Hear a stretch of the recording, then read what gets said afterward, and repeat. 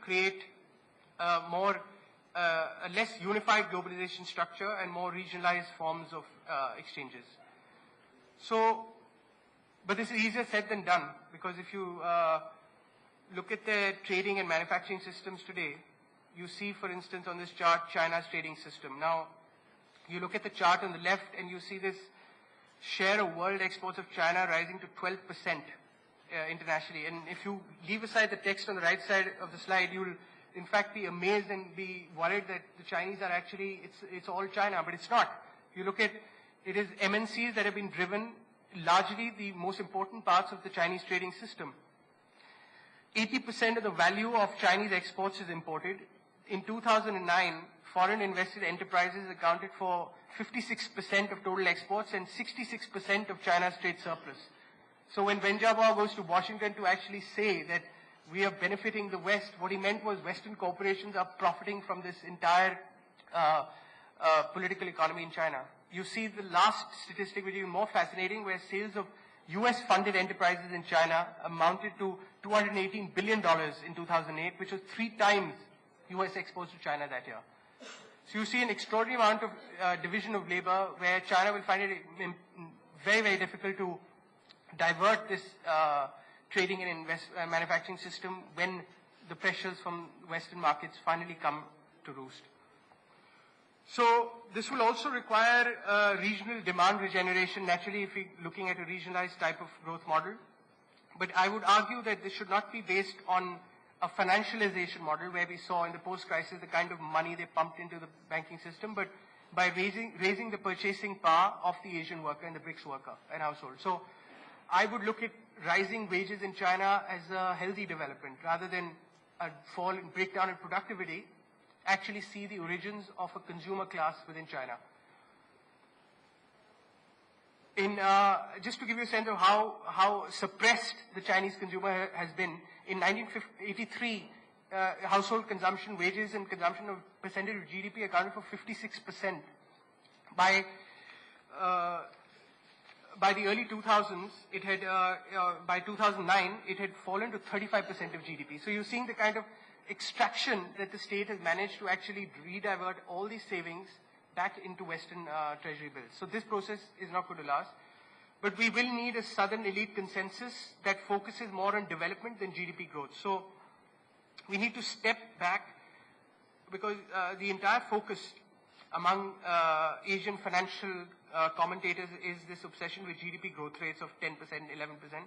And let's start focusing on metrics that actually gauge the social realities, human capital, the innovation and technological potential of these economies. Because we know that all this growth has not translated on even on a fraction at the level of innovation in science and healthcare and education systems that the North still has compared to these economies. So growth is not translating into innovation and development. So this process needs to also come about. The last statistic is also interesting to see the costs of rebalancing. It's been estimated a 5% rise in US savings rates will imply a reciprocal rebalancing in China of 17% of change in Chinese consumption as percentage of GDP. So clearly China is going to face extraordinary costs, and including the rest of the BRICS economy, but because China has become the hub or the conduit for the emerging world, it will have to bear the brunt when this readjustment happens. So I'm not saying regionalization is the end of interdependence, but an open regionalism, modified globalization tempered by more local centers of gravity. So one would hope that these BRICS economies start investing in new technologies. You see here the R&D capability of the BRICS versus the G3, and you still see that the United States, Germany, Japan continue in terms of whether intellectual capital, net royalty receipts, or high-tech researchers in the economy.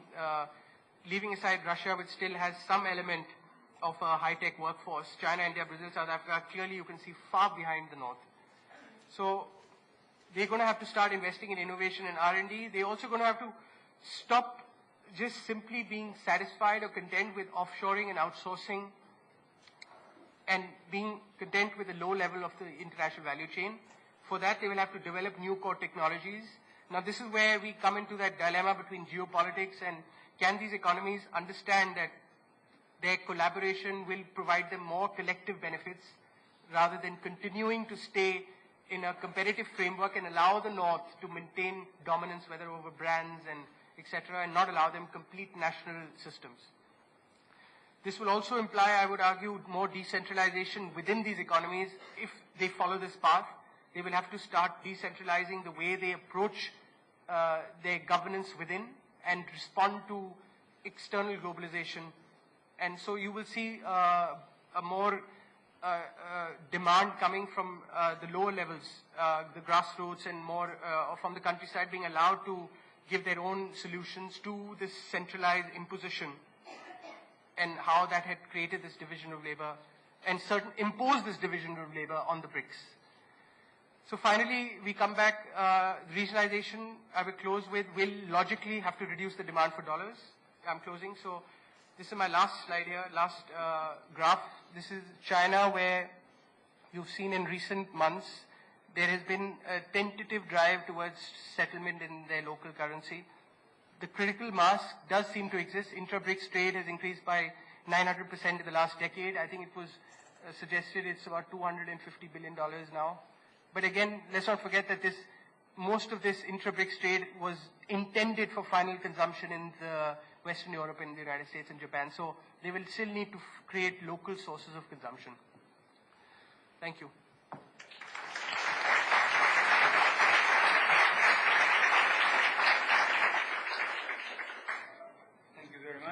And next speaker is Pranab Bardhan from UC Berkeley. Please.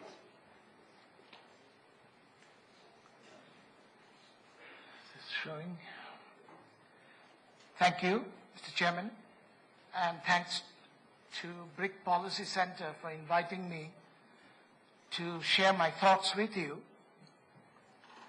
I should however tell you, when my invitation came, I thought that I was being asked to talk about something else, because recently I published a book on China and India.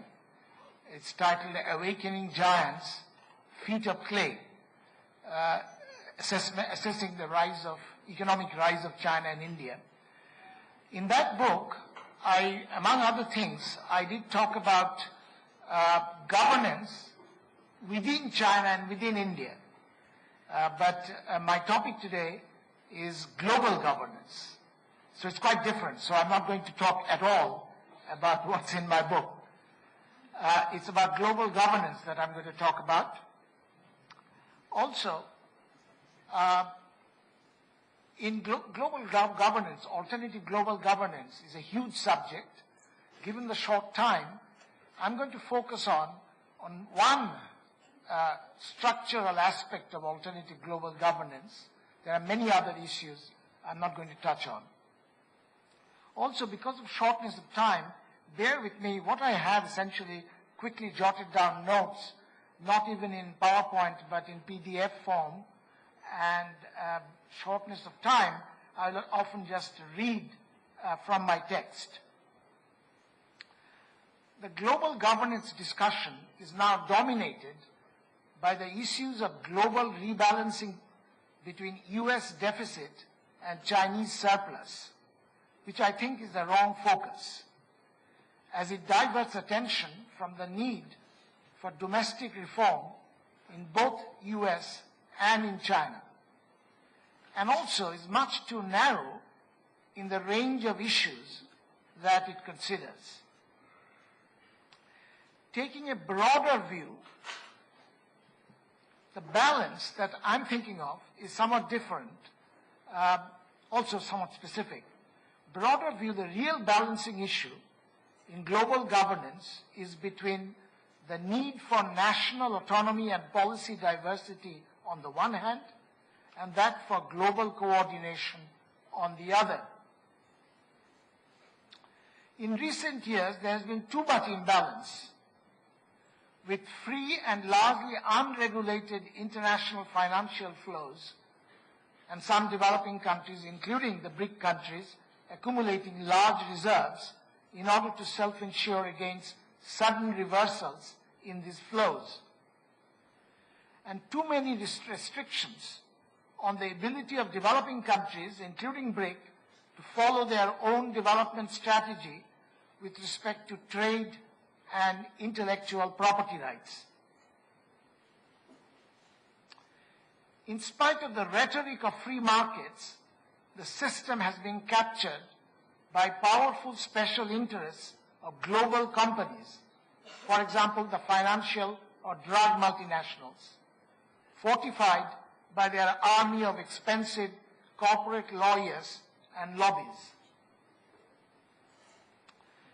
In a recent book, Danny Roderick, the book is The Globalization Paradox, has drawn from recent history the asymmetric examples of two kinds of products. The first one is the case of Chinese toxic toys with too much lead content being justifiably banned in the United States as they violated US domestic safety regulations. The second product is US toxic assets, say highly risky mortgage-based securities with rigged rating by crony credit rating agencies sold freely to unsuspecting financial entities all over the world until considerable damage was done all around. Roderick has called for more scope for national preferences and policy space while observing some general international traffic rules, as he calls them. This suggests that an alternative global economic governance system should have features like, number one, generally open economies, but with moderate amounts of capital control, particularly on hot money movements and other cross-border finance designed to skip domestic regulations. Second, WTO rules should not constrain a country from following domestic industrial policy.